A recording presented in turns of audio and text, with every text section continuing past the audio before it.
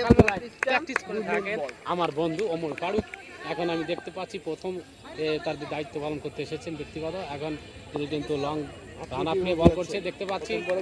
প্রথম বলে কি 6 হবে নাকি ক্লিন বোর্ড আউট, দেখা যাক। সেই সাবেক ফুটবল খেলা কি ক্রিকেট খেলোয়াড় ওমর ফারুক।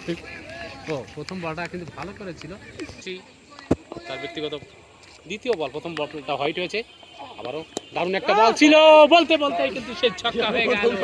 দেখতে দেখতে কিন্তু ছক্কা ওমর ফারুক। কি করলা বন্ধু, তোমাকে নিয়ে যে আশা যে ভরসা সেই সেটা কিন্তু ওহো মেলা আর কল লাগবে না, বুঝছি আমরা একসাথে খেলছি তো। আবারও পর পর কিন্তু দুটা ছক্কা হয়ে গেল, ম্যাচটা কিন্তু কিছুটা হলো হাত থেকে চলে গেল।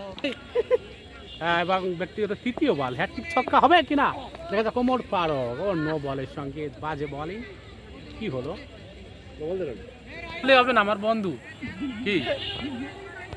আবারও চতুর্থ বল নিয়ে যাচ্ছে ওমর ফারুক, ভালো বল করছেন, কিছু না, বিগ সিক্স, বল হারিয়ে ফেললো। ব্যাটিং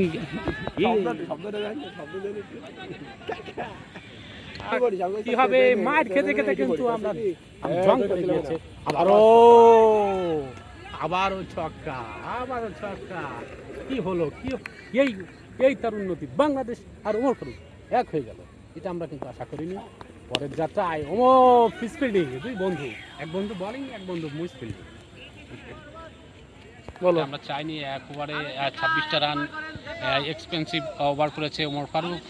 নেক্সটে হয়তো বা প্রস্তুতি ম্যাচ, এরপরে আরও তো লং টাইম পাবে প্র্যাকটিস করে, যাতে তিনি 10 রান কিংবা 8 রান